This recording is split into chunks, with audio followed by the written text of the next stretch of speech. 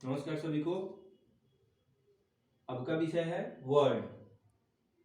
व्याकरण का यह एक महत्वपूर्ण विषय है। वर्ण से ही शब्द का निर्माण होता है, शब्द से वाक्य बनते हैं, वाक्य से एक अच्छी भाषा की प्रारंभ होती है। वर्ण को इंग्लिश में लेटर कहते हैं, जो ABCD से लेकर Z तक प्रारंभ होता है और कुल 26 होते हैं। हिंदी में वर्णों को स्पष्ट करने के लिए वर्ण की परिभाषा: वर्ण उस मूल ध्वनि को कहते हैं जिसका कोई खंड या टुकड़ा न हो सके। वर्ण के दो भेद होते हैं, एक स्वर वर्ण, दूसरा व्यंजन वर्ण। स्वर्ण वर्ण के 3 भाग होते हैं: ह्रस्व स्वर, दीर्घ स्वर, प्लुत स्वर। ह्रस्व स्वर समय के हिसाब से जितना समय ह्रस्व स्वर में लगता है उससे 2 गुना समय दीर्घ स्वर में लगता है, और उससे 3 गुना समय ह्रस्व स्वर से 3 गुना समय प्लुत स्वर में लगता है।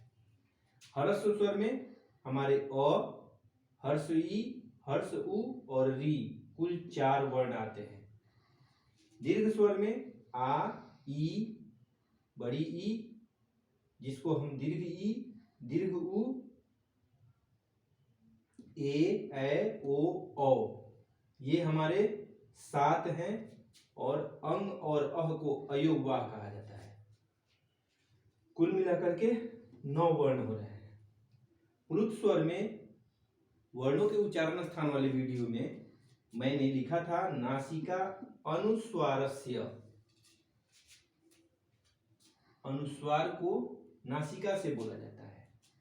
ओम में भी ये जो साइन है, ये जो चिन्ह है, यह प्लुत की चिन्ह है।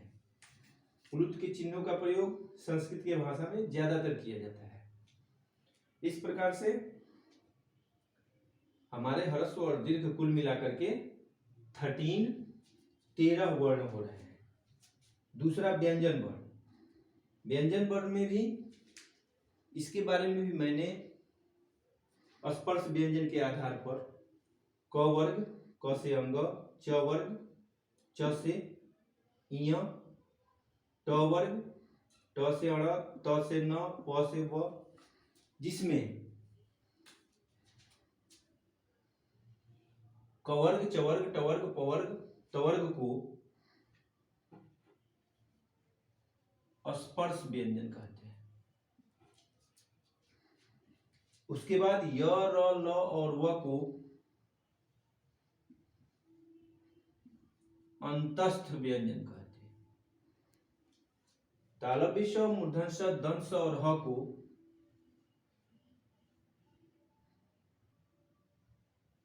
ऊष्म व्यंजन कहते हैं।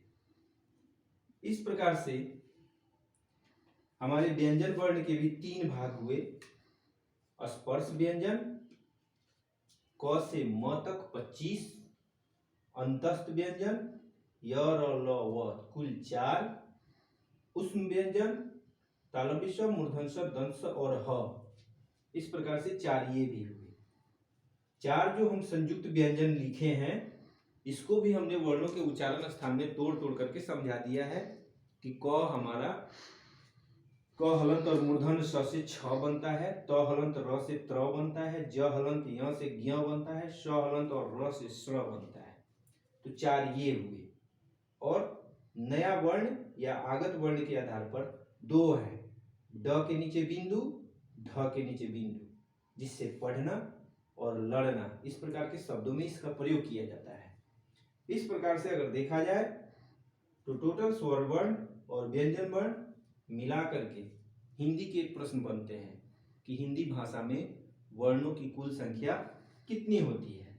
तो ये सभी आपके 4, 9, 25, 4, 4, 4, 2 कुल जोड़ने पर हो रहे हैं 52।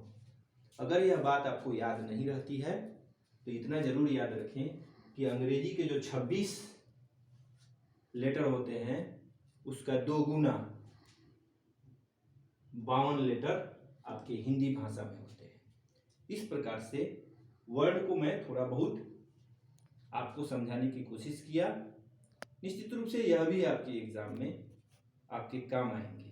अगर किसी प्रकार के प्रश्न आपके दिमाग में बनते हैं तो कमेंट में जरूर लिखिए, और ज़्यादा से ज़्यादा लोगों को इसके बारे में समझाइए, ताकि उन्हें भी इस प्रकार के व्याकरण संबंधी, हिंदी व्याकरण संबंधी विषय का ज्ञान अच्छी तरह से मिल सके।